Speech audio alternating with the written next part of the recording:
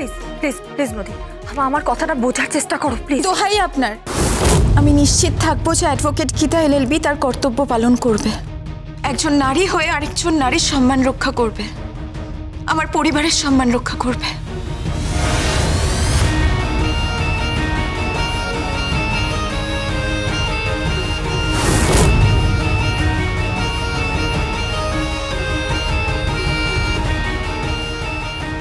আপনি ভালোবাসেন একজনকে আর বিয়ে করবেন অন্য কাউকে?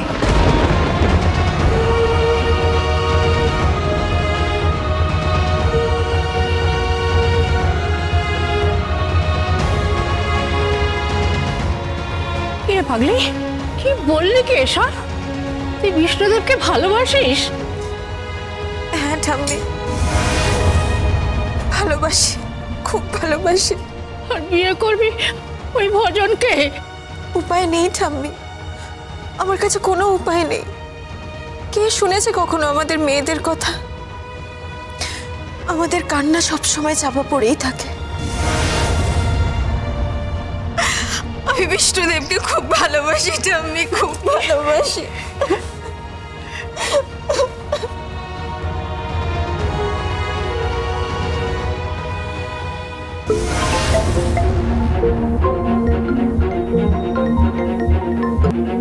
হ্যালো, কে বলছেন? বিষ্ণুদেব বলছি।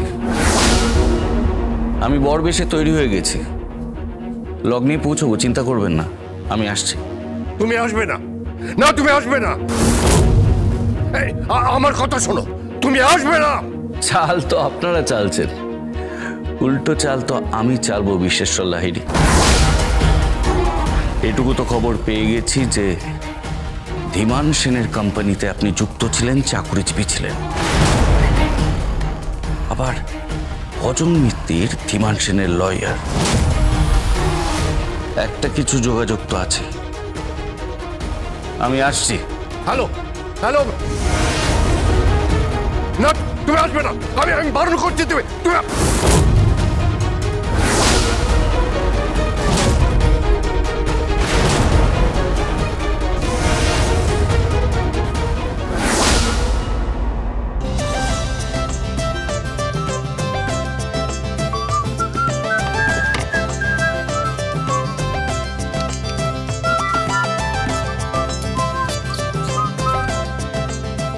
তোরা গাড়িতে গিয়ে বস, আমি আসছি।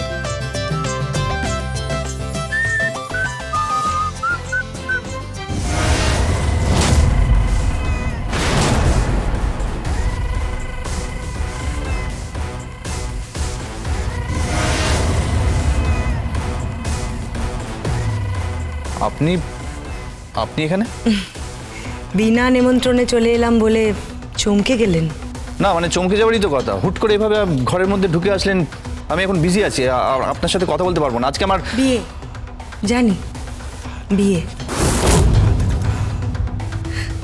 তো, নিমন্ত্রণ করুন বা না করুন, আমি যদি আপনার সঙ্গে আপনার বিয়েতে যাই, আপত্তি আছে?